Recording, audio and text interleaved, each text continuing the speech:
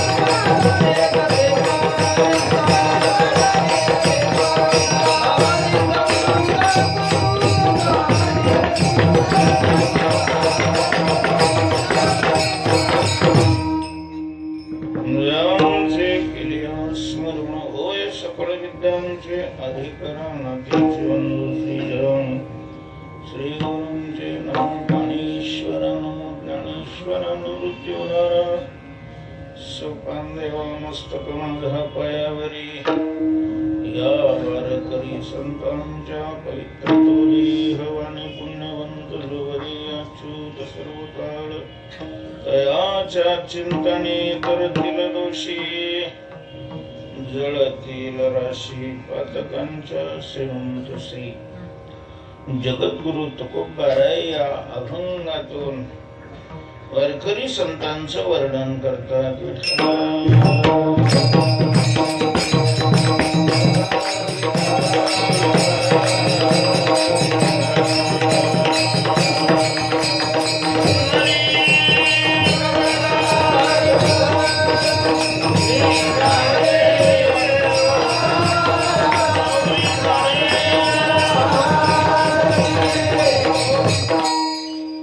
अभंगावर काही चिंतन करण्यापूर्वी आजची ही जी सेवा आहे कीर्तनाची, हे कोणत्या निमित्ताने हे बहुतेक सर्वांना ज्ञात आहेच, तरीही पण कर्तव्य म्हणून त्याचा उल्लेख करणं आवश्यक आहे. आपल्या वैदिक संस्कृतीमध्ये नित्य नैमित्तिक कर्माला अनन्यसाधारण महत्व आहे आणि नित्य कर्मापेक्षाही नैमित्तिक कर्माला विशेष. शास्त्रात असं म्हटलेलं आहे की जे नित्य कर्म आहे, पण त्या नित्य कर्म जर नैमित्तिक कर्मामध्ये त्याचं पर्यवसान झालं तर त्याच्या फलामध्ये फार मोठा अंतर. हजारो पटीनं वाढीव फल नैमित्तिक कर्माने मिळते. जसं दररोज आपण स्नान करतो, पण तेच स्नान जर ग्रहणामध्ये आपल्याकडून केलं गेलं तर नेहमीच स्नान आणि ग्रहणातल्या स्नानाचा फार मोठा अंतर आहे, फार मोठा फरक आहे. तेव्हा नैमित्तिक कर्मामध्ये भगवंताच्या जयंत्या आणि संतांच्या पुण्यतिथ्या येतात.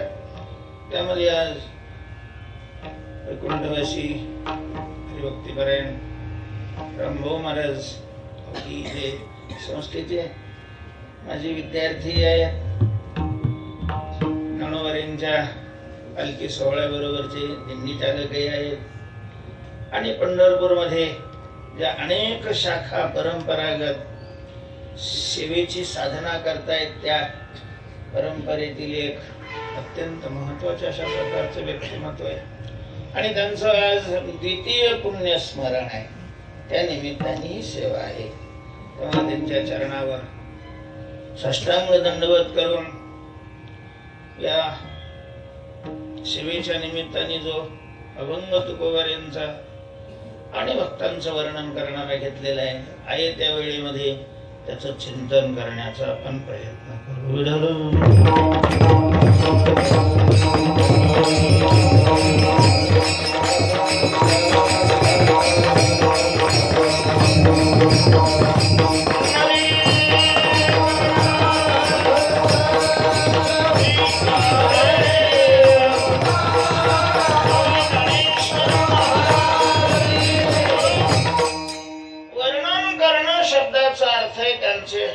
विशेष घटक प्रतिपादन करणे.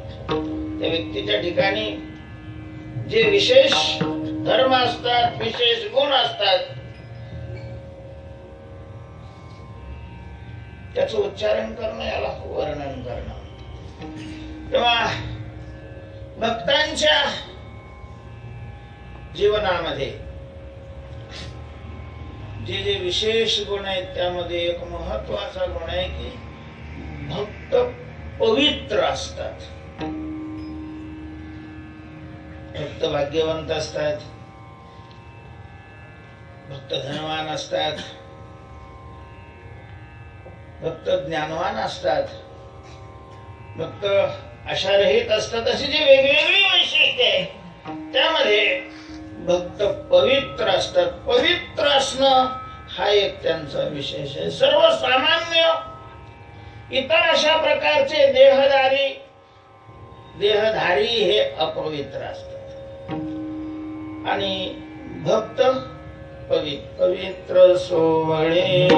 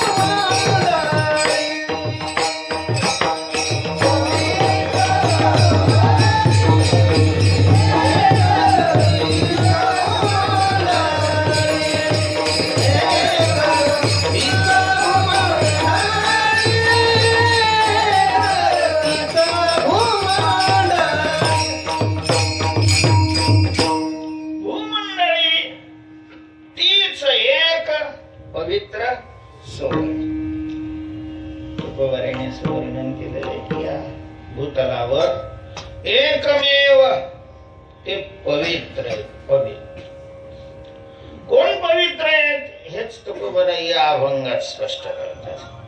कोण आहे पवित्र? जो वद्याच्युत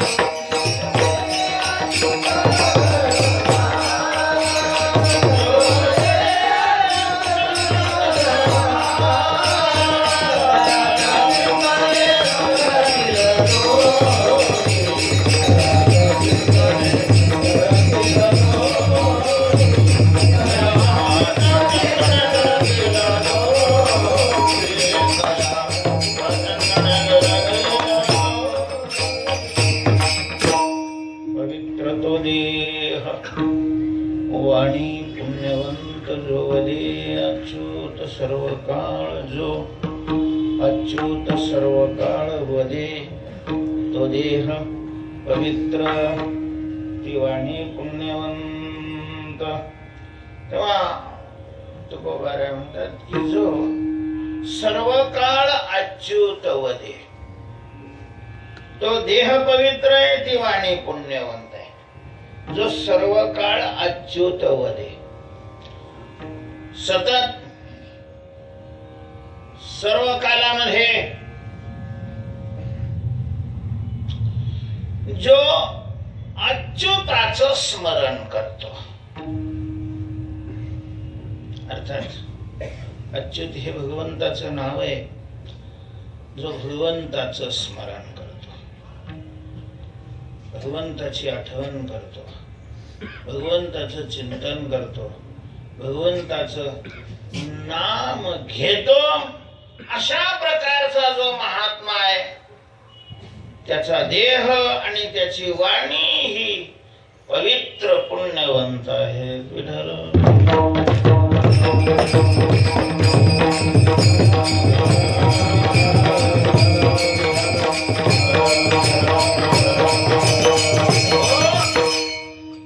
अलीकडे पवित्र वगैरे शब्दाला फारसं काही महत्व माणसाच्या जीवनात राहिलेलं आहे असं दिसत नाही.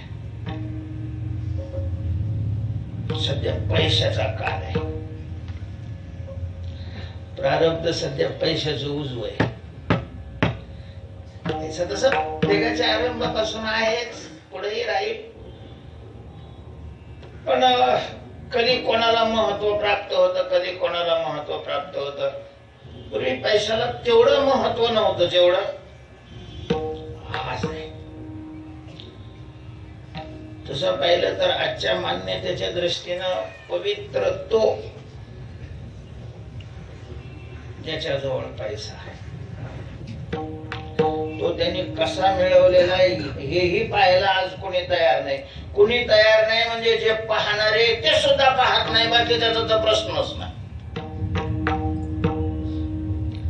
रामकृष्ण परमहंसाचं चरित्र वाचत असताना त्यामध्ये एक भाग आलेला आहे.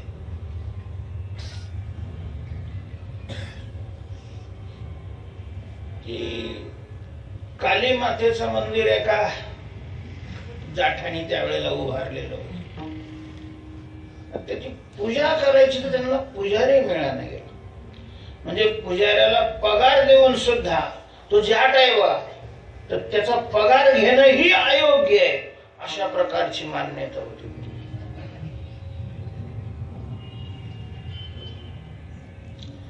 म्हणजे वाईट कर्म करून जर धन मिळवलेलं असेल, निषिद्ध कर्म करून जर पैसा मिळवलेला असेल, तर निषिद्ध कर्म करणाऱ्याच्या जवळ असलेला पैसा हे आश्रय दोषाने निषिद्ध असं मानलं जात होत पूर्वी. शास्त्र काय आहे हे मी नाही सांगायला, मान्यता फक्त सांगतोय, मान्यता. गांधीजींना कुणीतरी म्हटलं होतं, महात्मा गांधींना म्हटलं, गांधीजी हो अलीकडे भ्रष्टाचार खूप वाढलेला आहे. गांधीजींनी उत्तर दिलं, बरोबर आहे, वाढलेला आहे, पण तो काय आहे? तुझ्याच म्हणण्याने भ्रष्टाचार आहे. तो भ्रष्टाचारच आहे, तो श्रेष्ठाचार नाहीच आहे. तो काय आहे? भ्रष्टाचार आहे. त्यावेळेला आता त्याला भ्रष्टाचार नाही, तो श्रेष्ठाचार झालेला आहे. आता तो अपवित्र आहे ज्याच्याकडे पैसा नाही वा ज्याला मिळवता येत नाही.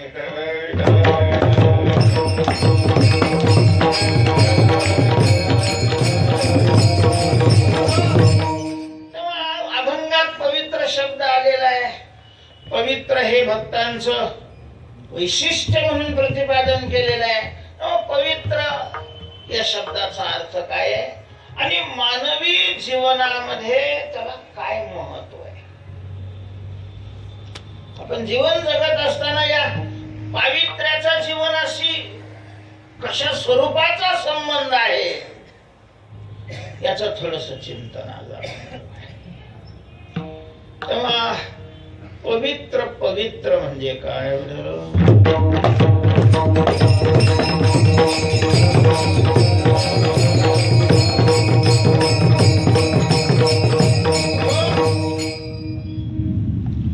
आता या महिन्यामध्ये अलाहाबादला प्रयागला कुंभ आहे, सगळ्यात मोठा कुंभ आहे. 10 ते 12 करोड लोक त्या ठिकाणी स्नानाला येतील अशा प्रकारचा अंदाज बांधून तिथले शासन त्याची तयारी करते.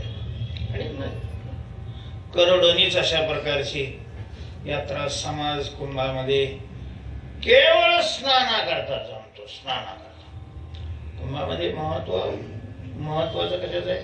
स्नानाचं आहे. नंतर दुय्यम स्थान कथेला आहे स्नानाचं महत्व, आणि स्नानाला जमतो गंगेचं स्नान. का बरं गंगेच्या स्नानाला एवढा समाज जमतो? 12 कोट. एका माणसाला तिथं जाऊन यायचं म्हणलं किमान 10,000 रुपये धरले तरी 12 कोट लोकांचे किती हजार रुपये होते? महाराष्ट्राच्या माणसाला 10,000 जाऊन येणं होणार नाही, सरासरी धरली. अशा प्रकारचा पैसा त्या ठिकाणी खर्च. आणि स्नान करून मिळणार काय? कुंभाच्या काळामध्ये स्नान जर गंगेचं त्या ठिकाणी केलं तर काय? स्नान करणाऱ्याच्या पदरात काय? त्याला काय त्याची ही वाढणार, अधिकार पद वाढणार आहे का? तारकी जास्त मिळणार? आपल्या लोकांच्या दृष्टीने, नोकरी करणाऱ्याच्या दृष्टीने अधिकार वाढेल, लोकांच्या दृष्टीने तारकी जास्त मिळणार, प्रमोशन. काही मुलं होत नाही त्याला मुलं होणार आहे. संसारामध्ये जी संकट, ज्या संकटाला सामोरं जावं लागतं, शेतकरी असेल त्याच्या विहिरीला काही पाणी लागणार आहे, दुष्काळ जाणार आहे, काय होतं काय? त्या ठिकाणी स्नान केल्यानंतर स्नान करणाऱ्याला फायदा काय? काय फल मिळणार? अशी शंका जे याच्यातले नाही त्यांना येणं साहजिकच आहे की का स्नान करतात बघा. तर त्याचं कारण हे आहे की त्यावेळेला ते जल एरवी तरी पवित्र असतं, पण विशेष पवित्र असतं. आणि स्नान केल्यानंतर स्नान करणारालाही ते काय करतं? पवित्र बनवतं, शुद्ध बनवतं, दोषरहित अशा प्रकारचं. आणि मग दोषरहित झाल्यावर काय होतं? पुढचा प्रश्न. पवित्र शब्दाचा अर्थ आहे दुसऱ्याचे दोष नष्ट करण्याचं सामर्थ्य. स्वतः दोषरहित होऊन संपर्कात येणाराचेही दोष दूर करण्याची जी शक्ती आहे त्या शक्तीला काय म्हटलं जातं? पवित्र म्हटलं जातं. पवित्र, पावित्र्य.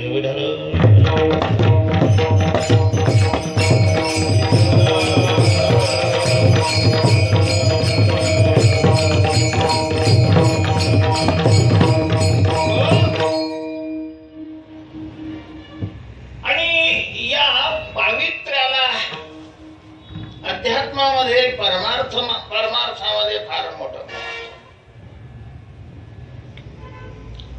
पवित्र म्हणजे दोष जाणं आणि दोष घालण्याची शक्ती प्राप्त होणं. दोष घालणं कारण काय आहे? सदोषी व्यक्ती परमार्थ करण्यालाच लायक नसते.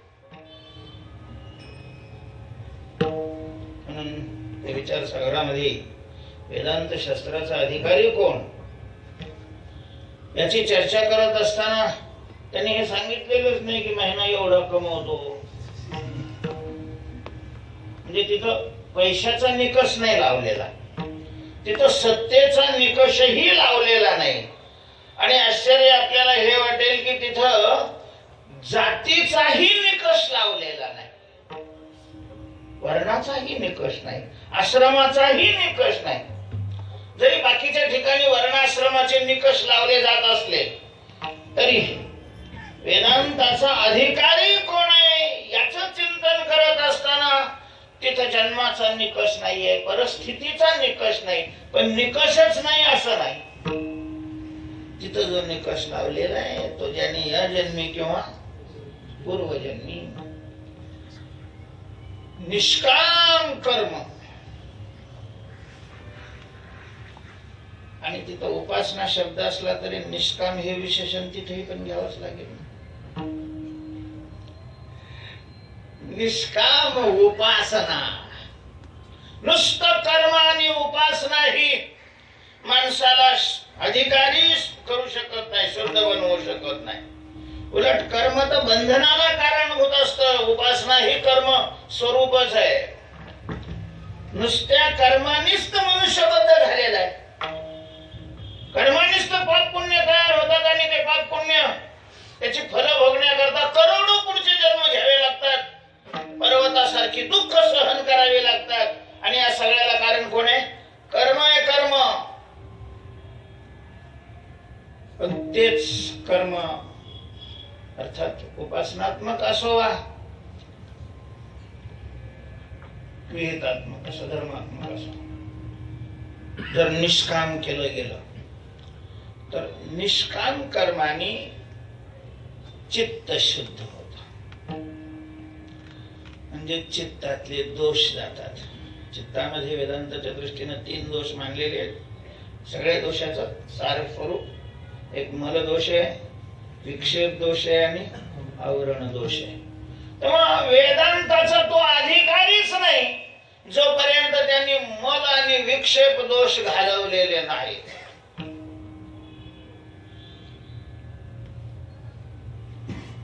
आम्ही तर शिकतो वेदांत. वेदांत शिकणं वेगळं, वेदांत शिकवणं वेगळं आणि अधिकारी होणं वेगळं. अधिकारी शिकण्याकरता नाही लागत, अधिकारी फलाकरता लागत असतो. अधिकाऱ्याचा फलाशी संबंध असतो. अधिकारी होऊन जर ती साधना केली तर ती साधना फलापर्यंत घेऊन जाते. अनधिकाऱ्याला साधना करता येते, फल नाही मिळत.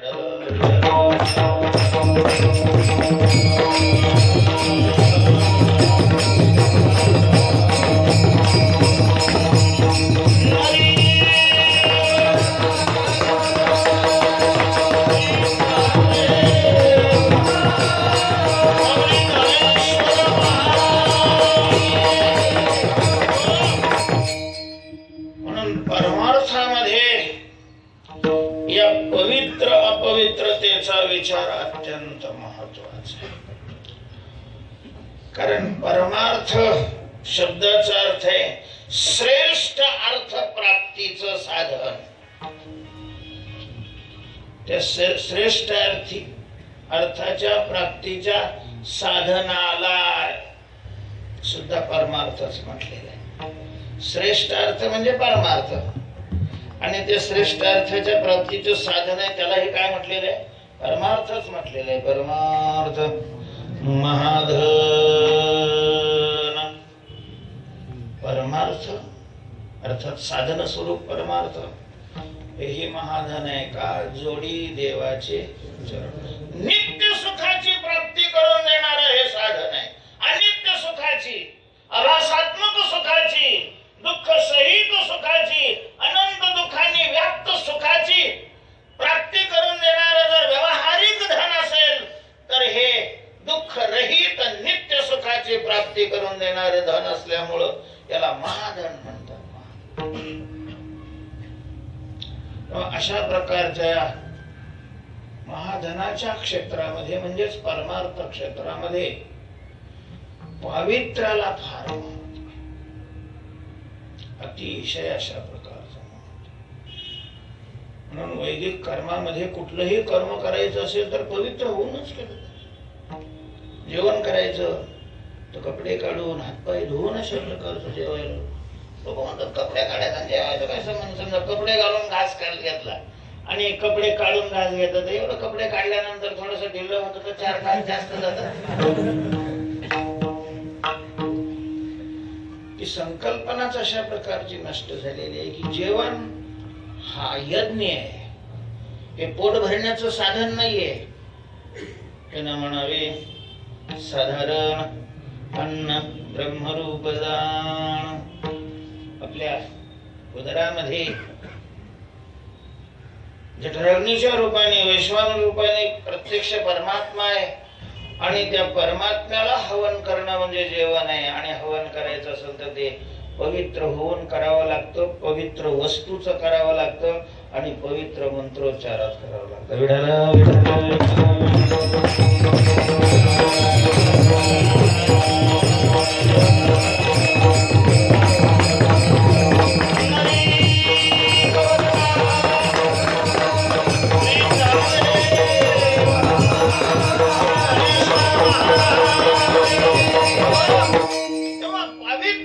शुद्धता.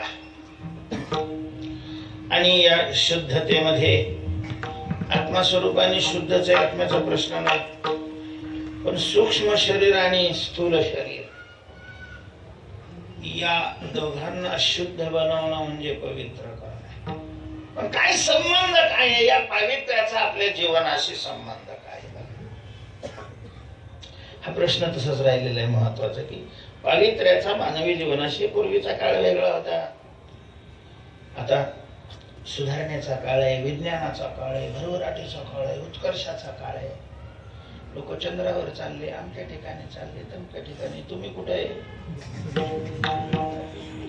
आम्ही बरे आळंदीतच. मानवी जीवनाशी या पावित्र्याचा संबंध काय?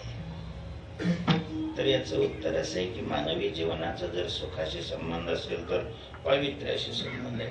कारण जी चित्त पवित्र असतात ती सुखी असतात. सुख दुःख हा धर्म चित्ताचा आहे आणि शुद्ध अशुद्ध हेही धर्म कोणाचे आहेत? चित्ताचे आहेत. चित्त सुखी कोणाचा आहे? कोण सुखी आहे जगामध्ये असा जर प्रश्न विचारला तर किमान आळंदीमध्ये ज्ञानोबा दर्शन करणारी गाठा ज्ञानेश्वरीच्या संबंधी असणाऱ्याने तरी असं मूर्खासारखं उत्तर देऊ नये की ज्याच्याकडे पैसा भार आहे तो सुखी आहे.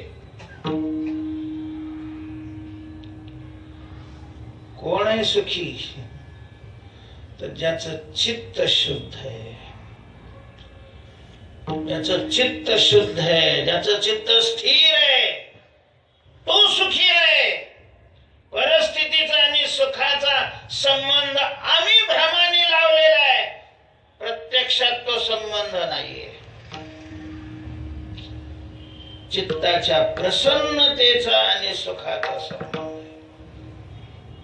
चित्त समाधानी तरी विष वाटे सोने, बहु खोटा अतिशय जाणा भले सांगो काय. मनाच्या तळमळे चंदनेही अंग पोळे. चित्त प्रसन्न आहे.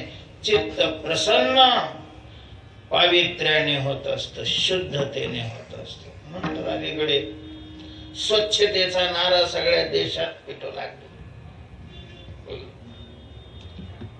परिसर स्वच्छ असेल, पवित्र असेल, शुद्ध असेल तर चित्त प्रसन्न होईल. आणि परिसर जर स्वच्छ असेल, शुद्ध असेल तर चित्त पवित्र होतं. तर चित्त शुद्ध स्वच्छ पवित्र असल्यानंतर चित्त कसं असेल? काही मोठी कन्या आहे.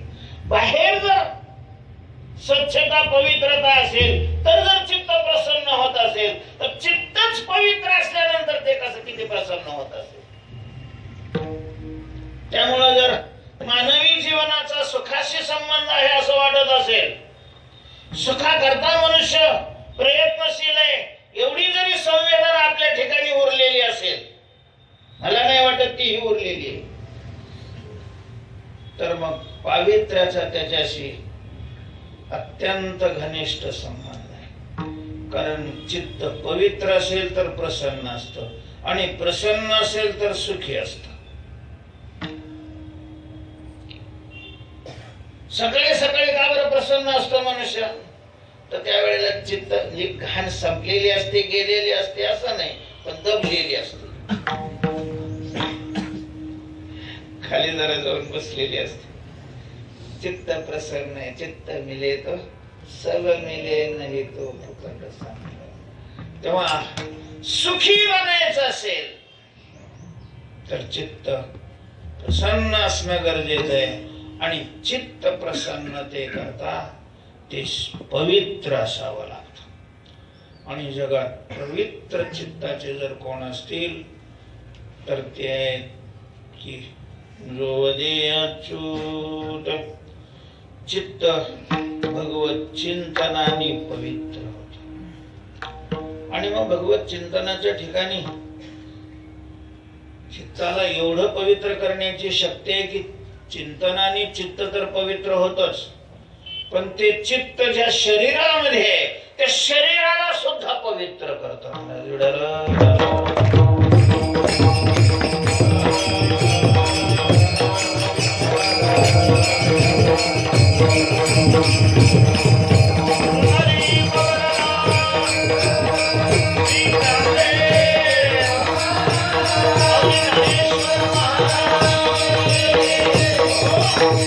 संगतीचा तो परिणाम होतो. पूर्वी थंडीत लोक स्नानाला गरम पाणी करायचे. गरम पाणी करायचे तर मग चुलीवर हंडा ठेवायचा, त्याच्यात पाणी टाकायचं, चुलीला जाळ लावायचा. त्या जाळाचा संबंध पाण्याशी नव्हता येत, पण जाळाचा संबंध त्या भांड्याशी यायचा. भांड गरम व्हायचं आणि भांड गरम झालं की भांड्याचा संबंध पाण्याचा असल्यामुळे पाणी गरम व्हायचं. आता अलीकडे त्याच्यामध्ये ते पाण्यात करंट सोडतात, त्याच्यामुळे पाणी गरम होतं. पाणी गरम झालं की तत्संबंधी भांड सुद्धा काय होऊन जातं, गरम जातं. म्हणजे संसर्गाचा असा फरक पडतो. तसं नामचिंतनामुळं चित्त शुद्ध होतं आणि चित्ताच्या संबंधाने शरीरही शुद्ध आणि पवित्र होतं. स्नानामध्ये देह पाण्यात बुडवला जातो, ते पवित्र होतं, मग तत्संबंधी चित्तही पवित्र होतं.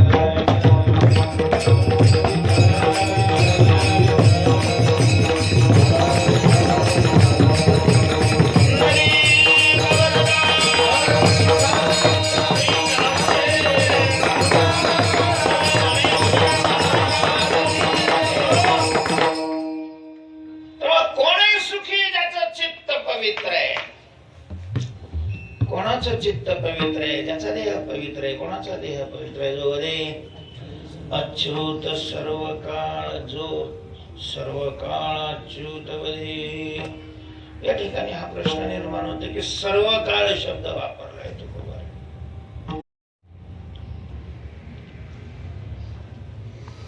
ज्याचं मापक घड्याळ असतं, सेकंद, मिनिट, तास, दिवस, मास, वर्ष, तप युगाने मोजलं जात, त्याला काल म्हटलं जात. जो सतत चालत राहतो तो काल आहे. तो सर्व काल या शब्दाचा अर्थ आयुष्यातला सगळा काळ, उत्पत्तीपासून मरेपर्यंतचा जो काळ आहे त्याला सर्व काळ म्हणतात. पूर्ण आयुष्याचा काळ. सर्व काळ शब्दाचा अर्थ वर्षाचा काळ घेतला तर चैत्रापासून फाल्गुनापर्यंत. वैदिक लोकांनी तरी किमान 1 जानेवारीला जास्त उड्या मारून स्वतःच हसूनही करून घ्यावं. आता ते इंग्रज ख्रिश्चनचं लोक तर ठीक आहे, कारण त्यांचं वर्ष तिथून सुरुवात होते. येड्या हळदी ह्या बी उड्या मारते त्याच्यात.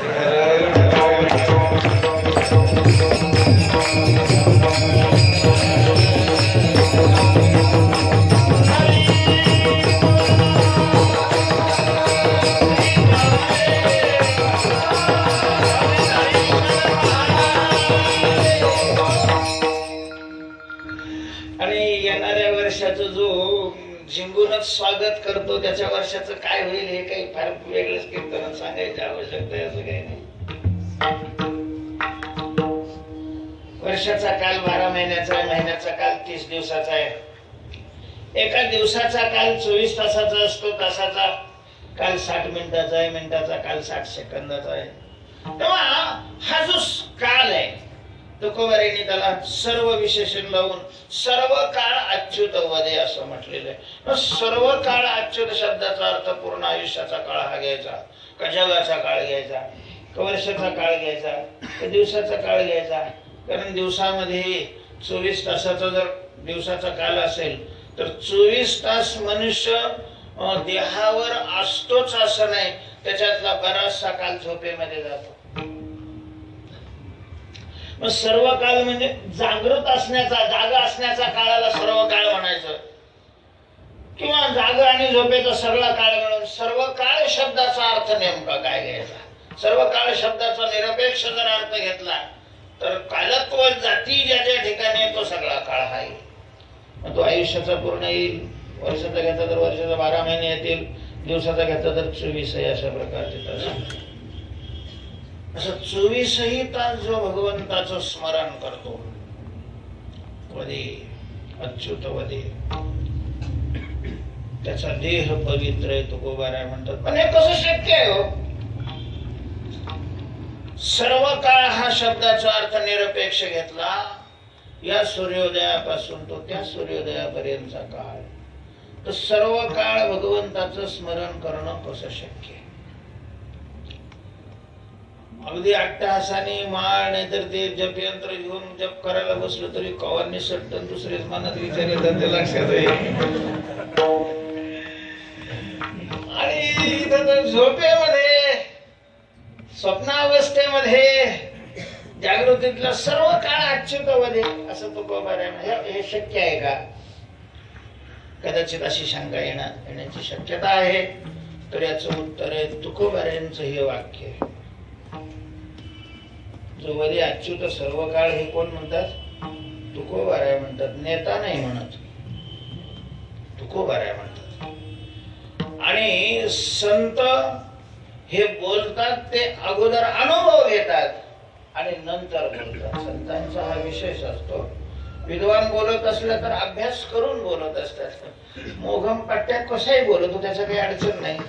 पण विद्वान बोलत असेल तर तो शास्त्राचं अध्ययन करून शास्त्राच्या प्रमाणात सह बोलत असतो. पण संत केवळ अभ्यास करून नाही, तर जे अभ्यास केलेला आहे त्याचं आचरण करून, त्याचा अनुभव घेऊन मग बोलतात. अनुभवे आले अंगाते जगाते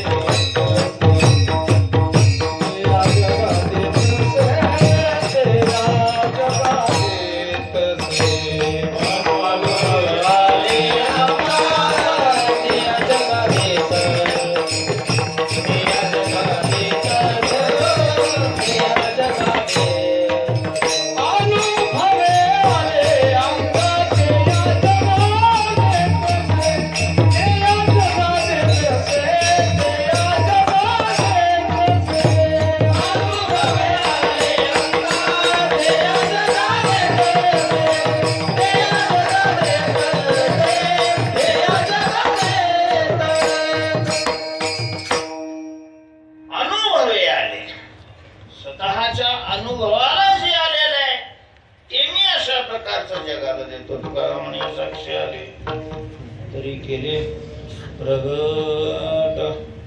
तेव्हा तुकोबाऱ्या म्हणतात की सर्व काळ अच्युत होते, म्हणजे सर्व काळ अच्युताचं स्मरण करणारे शक्य आहे. पण कसं शक्य आहे हो?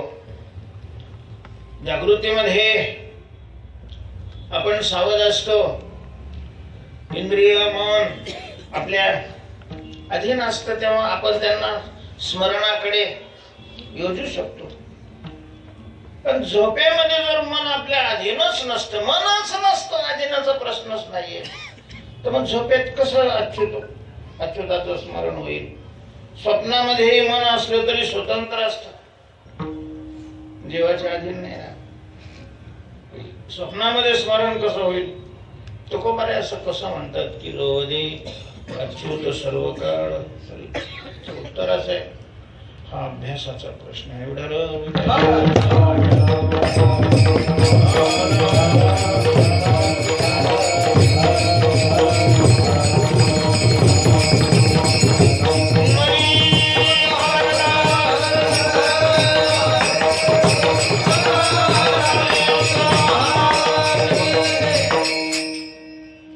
आपल्या संस्थेमध्ये परमपूजनीय प्रातस्मरणीय वैकुंठवासी भाऊसाहेब ज्यांना म्हटलं जात होतं, अशा प्रकारचे नारायण मास्तर बरेच जुन्या मंडळींनी पाहिलेले आहेत.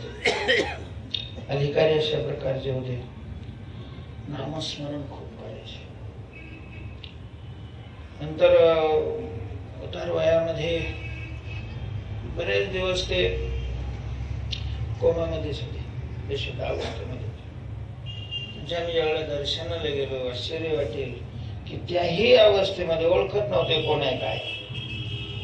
त्यांची बोट अशी चालत होती, माळही नव्हती बोटात, तरीही बोट अशी चालत होती. जर स्थूल शरीराला वळण लागल्यानंतर असं वळण चालू शकतं, मनाचं वळण चालायला काय अडचण आहे. म्हणून जागृत अवस्थेमध्ये ज्याचं विशेष रूपाने आपण ध्यास घेतलेला आहे, डोळा लागत खेवे देखिजे तेची स्वप्ने स्वप्नातही ते. आणि जागृतीत ज्यांनी एवढा अभ्यास केलेला आहे, सुषुप्तीतही मन जरी नसलं तरी मन संस्कार रूपाने असतंच, कारण रूपाने. ज्या अविद्येमध्ये जे मन कारण रूपाने असेल, ते संस्कार नामस्मरणाची साधना चालू ठेवत असते. तेव्हा एवढा ज्यांनी नामाचा अभ्यास केलेला आहे, अखंड जो नामस्मरण करतोय, तुकोबारे म्हणतात त्याचं चित्तच पवित्र होतं, याच्यात विशेष नाही. चित्त तर चिंतनाने पवित्र होतच, पण चित्ताच्या संबंधी स्थूल देह, ज्या देहाविषयी तुकोबारेच असं म्हणतात, माझे अपवित्र शरीरा ऐसे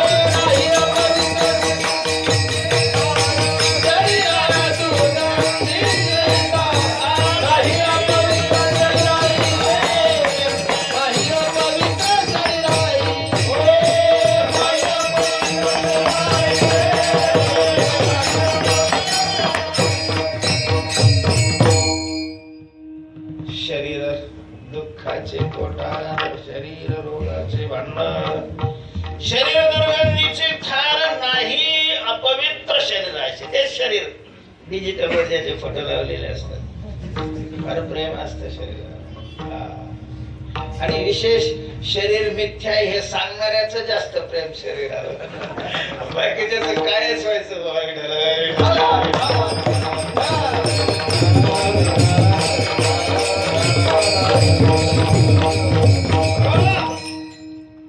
सगळ्यात अपवित्र वस्तू जगात कोणती असं कोणी विचारलं तर डोळे झाकून सांगावं, काय?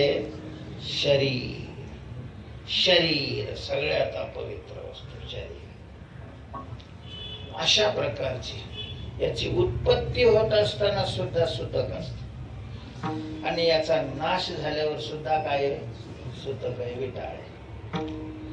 अशा प्रकारचं हे शरीर, पण ते शरीर सुद्धा नामचिंतनाच्या साधनेनं पवित्र होत.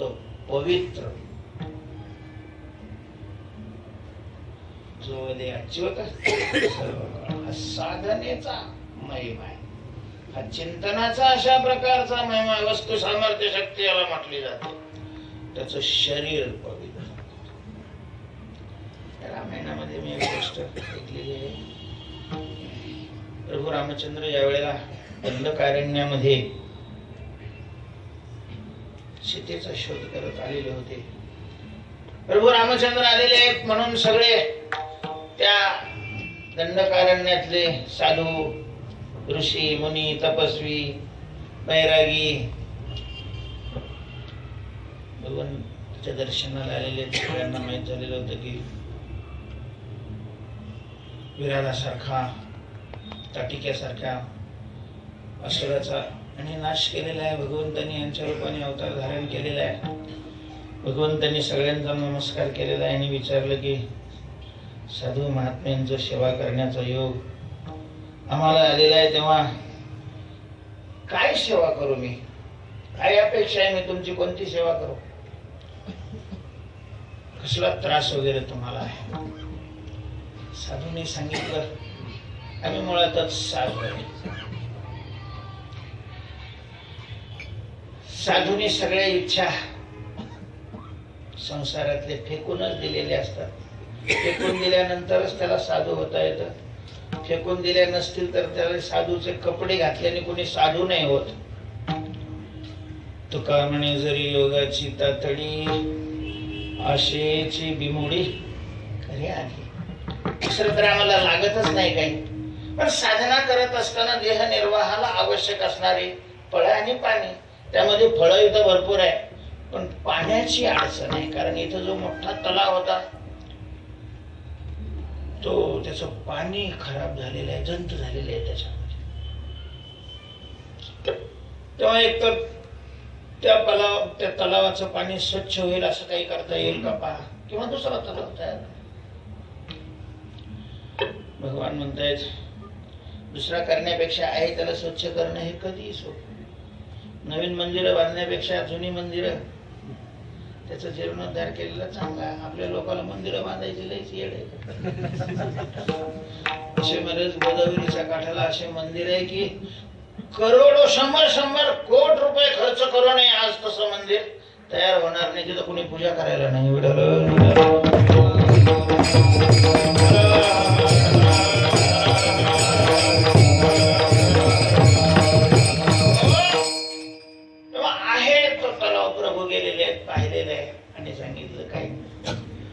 त्याला स्वच्छ करायला फार लागणार नाही. त्यावेळेस तिथल्या सगळ्या साधू लोकांच्या मनामध्ये हा संशय होता की तिथे शबरी राहते, तिनं या पाण्याला स्पर्श केलाय आणि त्याच्यामुळे हे पाणी काय झालेलं आहे, खराब झालेलं आहे. सगळ्यांच्या डोक्यात. कारण ती जातीनं भिल्ल जाती जन्माला आलेली, पुन्हा स्त्री अडाणी. भगवंतांनी त्याचा उपाय सांगितला की म्हटले शबरी मातेचे पाय धुवून आणा आणि ते पाणी या तलावामध्ये टाका. आता नावीला झाला काही साधू गेलेले पाय धुवून आणलेले त्या तलावामध्ये टाकलेले, त्याचे दोष निघून गेले. म्हणजे शबरी मातेचं शरीर एवढं पवित्र झालेलं होतं की त्या पायाला लागलेली माती, त्या मातीच्या पावित्र्याने त्या तलावातलं पाणी शुद्ध झालंय. सगळा दोष निघून गेलेला आहे. ही शक्ती असते नामस्मरणाची. म्हणून तुकोबाराय म्हणतात की जो अच्युत सर्व काळ वदे, जो अखंड भगवंताचं स्मरण करतो त्याचं शरीर पवित्र आहे आणि त्याची वाणी पुण्यवान. अशा प्रकारचे महात्मे ज्या पाण्याला स्पर्श करतील ते पाणी तीर्थ बनतं आणि ज्या जमिनीला स्पर्श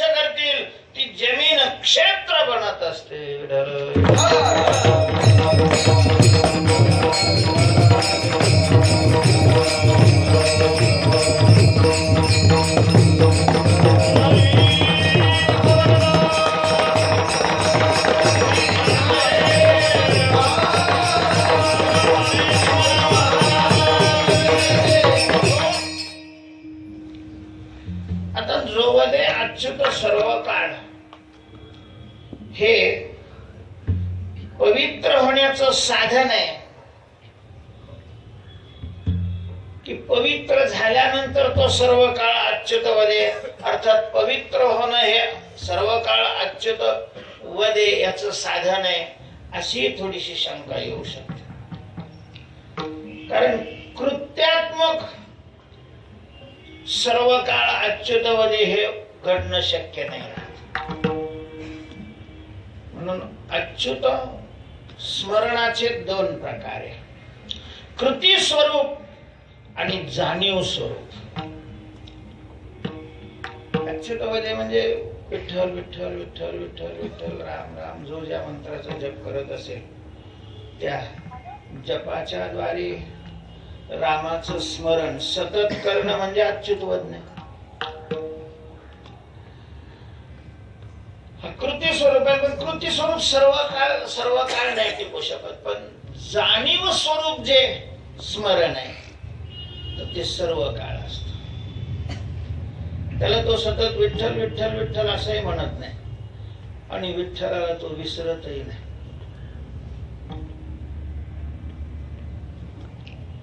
विठ्ठल विठ्ठल असं म्हणतही नाही आणि विठ्ठलाला तो विसरत अशा प्रकारचा नाही. तो झोपेत जरी असला, घोरताना दिसत असला तरीही मी अमुक आहे ही त्याची जाणीव त्याही वेळेला.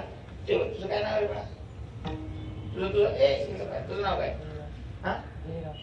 जयराम. जयराम. आता तू काय जयराम जयरामचा जप केला होता का? तू मी जयराम आहे याला तू कधी विसरतो का?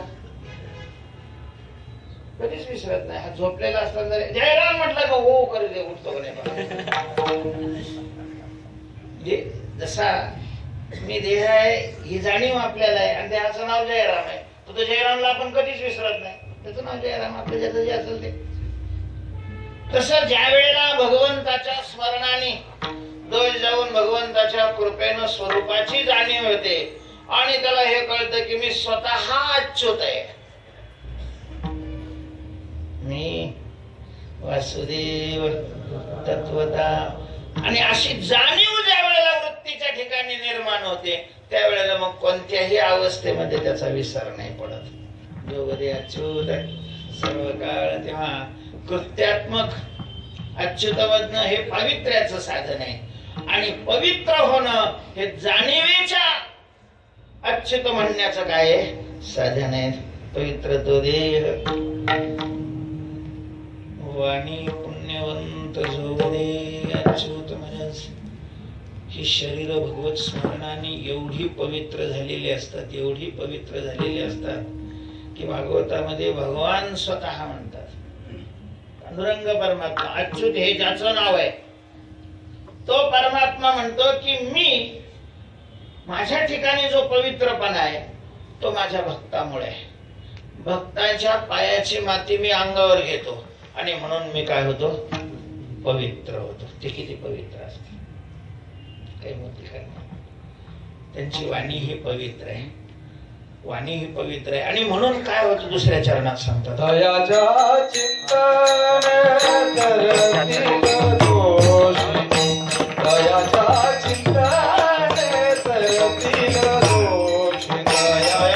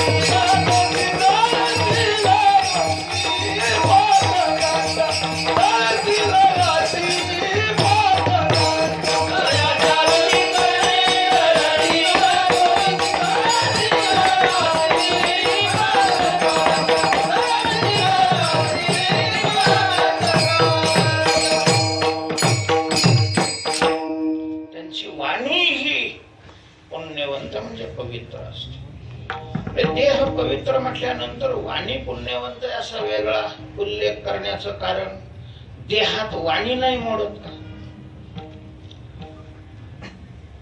तर देह पवित्र या म्हणण्यामध्ये स्थूल शरीर पवित्र, आणि स्थूल शरीरात दुसरं सूक्ष्म शरीर आहे, कार्यकारी असतं. त्या वाणी ही सूक्ष्म शरीरातला घटक आहे, अवयव आहे.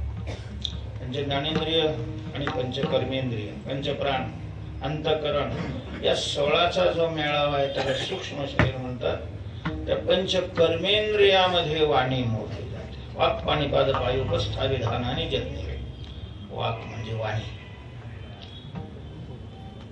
तर महात्मे जगाचं कल्याण करतात, साधकाला मुक्त करतात. त्या मुक्त करण्यामध्ये सूक्ष्म शरीराचा महत्वाचा भाग असतो. त्यामध्ये कृपा कटाक्ष न्याहाळी, कृपेने अवलोकन करतात, मुक्त होतो. हात ठेविला मस्तकी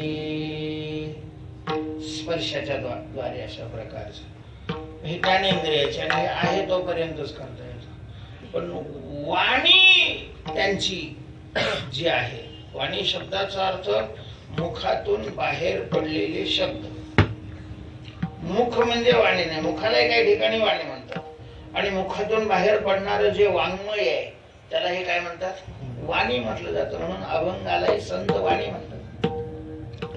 तेव्हा संतांच्या मुखातून बाहेर पडलेले जे शब्द आहेत, ज्या शब्दांना संतांच्या मुखाचा स्पर्श झालेला आहे. कवितेमध्ये आणि अभंगामध्ये काय फरक असतो? कारण यमक याच्यात त्याच्यातही असतं. काव्याचे जे नियम आहेत ते अभंगालाही लागू पडतात, कवितेलाही लागू पडतात. एकाने विचारले, तुम्ही वारकरी लोक गाथेचीच पारायण का करतो? तुम्ही या कवी अमक्याच्या कवितेचं का नाही पारायण करत? सरळ विचारलं.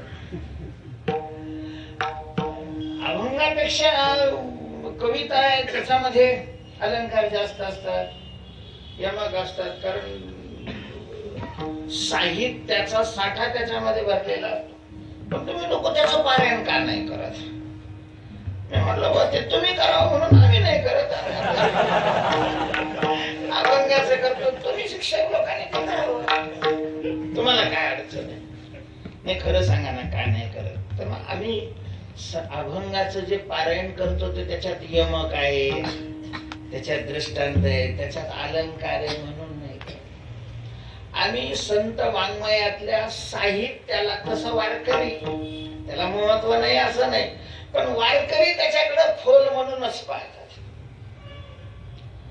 ज्ञानेश्वरीत अलंकार आहे म्हणून पारायण करतो आपण ज्ञानेश्वरीची नाही. ज्ञानोबरायांच्या मुखातून ते बाहेर पडलेले ओळ आहेत आणि ज्ञानोबा हे पवित्र आहेत. त्यांच्या वाणीचा संबंध त्या अक्षराला लागलेला आहे म्हणून ती अक्षरही पवित्र आहेत. ती पवित्र अक्षर जर आपण वाणीने उच्चारली तर वाणीच्या द्वारे आपलं मनही पवित्र होईल. म्हणून आम्ही त्याची पारायण करतो. तुमच्या कविता ज्यांनी लिहिलेल्या आहेत ते पवित्र आहेत, तुम्हालाच मान्य नसणार.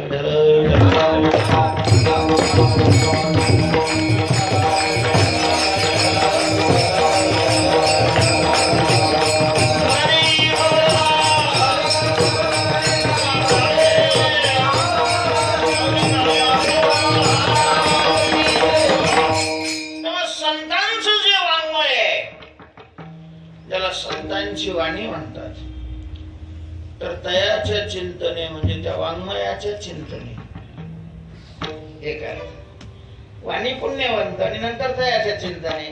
त्याची पुण्यवंत त्यांची वाणी आहे, वाङ्मय आहे.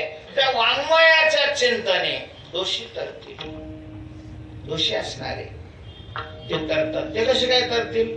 तर त्या चिंतनाने जळतील राशी, त्यांच्या पापाच्या राशीच्या राशी जळतील. इकडे मनुष्य पारायण करू लागला तिकडं पेटलेलंच राहतं, मला आपल्याला दिसत नाही. फक्त याचं जितकं लक्ष असेल, लक्ष नसलं का मग तिकडे नुसतंच दूर निघून.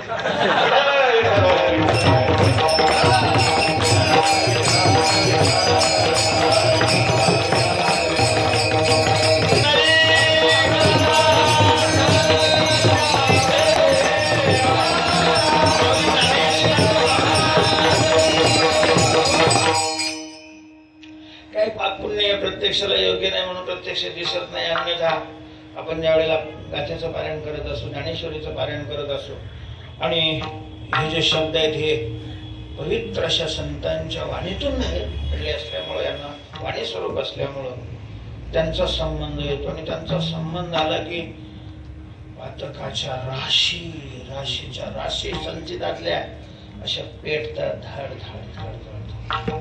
आणि मग पाप नष्ट झाले की मनुष्य काय होतो, तरतो, मुक्त होतो. म्हणून तयाच्या चिंतने धरतील दोषी, तयाच्या चिंतने शब्दाचा एक अर्थ आहे. किंवा अशा प्रकारचे जे महात्मे आहेत, अखंड भगवंताचं स्मरण करून ज्यांचं शरीर पवित्र झालेलं आहे, तयाच्या चिंतने म्हणजे त्या महात्म्याच्या चिंतने. ज्ञानदेव म्हणता, ज्ञानदेव देतो वासुदेवची होतो अखंड वदनी, वदेतो ज्ञानाग्नीने पापे जळती ही ज्याची पापनाशे दर्शने.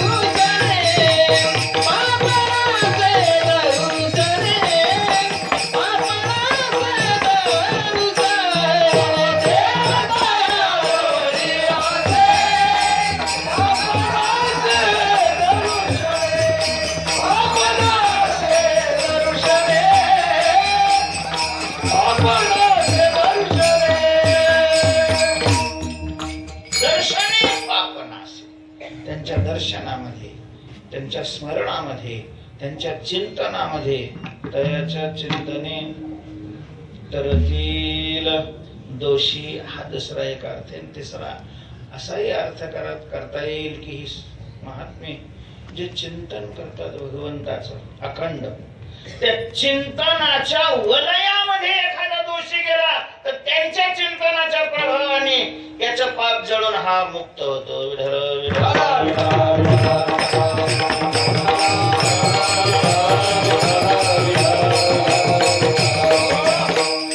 अशा प्रकारच्या संत महात्मे आहेत. परमात्मा सुद्धा त्यांच्या पायाची माती आपल्या अंगावर पडावी अपेक्षा करतो. देव इच्छेर चरणीची माती, आणि ती माती आपल्या अंगावर यावी म्हणून धावत चालती मागे मागे संत पुढे चालत असतील तर परमात्मा माग माग संत सरसरा चालत असेल तर हा उंचीला कमी असल्यामुळे टिंग टिंग टिंग टिंग धावत चालती नामयाचे पाठी चाले की शिराज लागल्या धज चरणाचे विठ्ठल.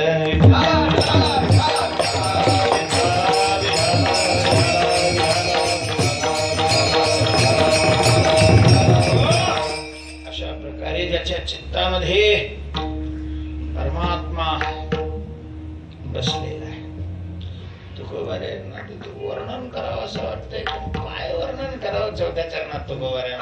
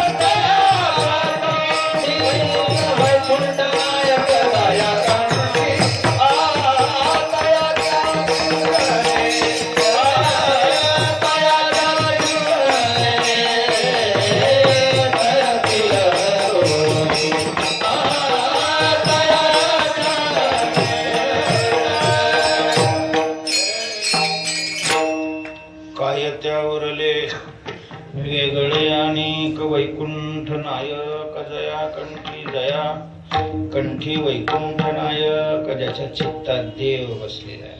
देव बसे चित्ती हरी साठविला हरी जी हृदय मंदिरी. असं ज्याच्या चित्तामध्ये देव आहे.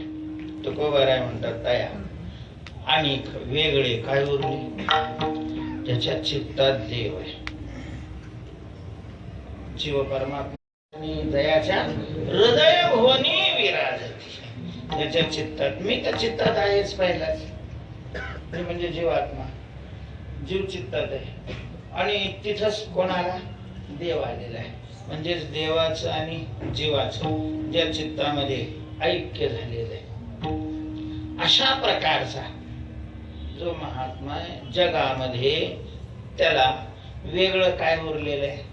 कारण जीव आणि परमात्मा यांच्यातला भेद नष्ट झाला की ज्या परमात्म्याशी जीव एकरूप झालेला आहे तो परमात्मा जगत स्वरूप आहे. म्हणून जगाचा त्याचाही भेद संपून जातो आणि जीवाचा त्याचाही. जे 5 प्रकारचे भेद आहे सगळ्या दुःखाला कारणीभूत जीव जीवाचा भेद जीव जडाचा भेद जीव ईश्वराचा भेद जड जडाचा भेद आणि जड ईश्वराचा भेद हे सगळे भेद त्याच्या दृष्टीने संपून गेलेले असतात. त्याला आपल्या स्वरूपाशिवाय दुसरं काही शिल्लक राहिलेलंच नाही. अशा प्रकारचा बोध ज्याच्या चित्तामध्ये झालेला आहे म्हणजे ज्याचं चित्त अर्थात ज्याचा देव आणि तो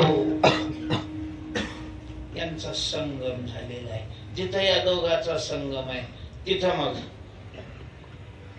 कोणाचा संगम आहे अर्थात नदी गंगा आणि यमुना या 2 नद्याचा जिथं संगम होतो स्पष्ट उघड तिथं सरस्वती ही गुप्त रूपाने येऊन मिळलेली असते. जसं प्रयाग क्षेत्रामध्ये गंगा यमुना आणि सरस्वती या 3 पवित्र नद्यांचा संगम आहे तसं हे शरीर म्हणजे देव महात्मा यांचा संगम जिथं स्पष्ट आहे तिथं नामही येऊन मिळालेलं असतं. नामही सरस्वती आहे. असं तुका म्हणे देव भक्ताचा संगम विठोबा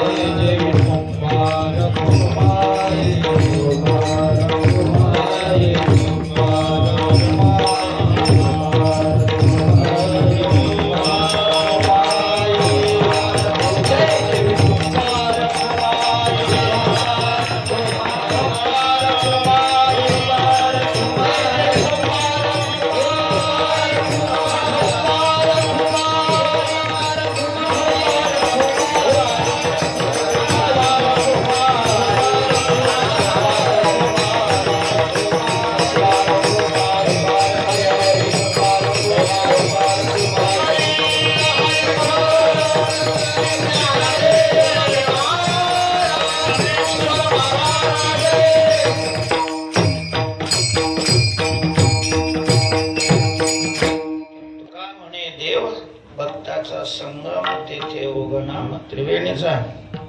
अशा प्रकारचा अभंगाचा नाही त्यावेळेला उच्चारण केलेला आहे. किंवा पुष्प म्हणजे वैकुंठवासी अंबो महाराज हनुवरायांच्या चरणावर समर्पण करून त्यांच्याकडे एकच प्रार्थना करू. तुम्ही संत माझी आकडा विधीचा कराल उघडा तरी तुम्हा माने वढा. ज्ञानेश्वर मावले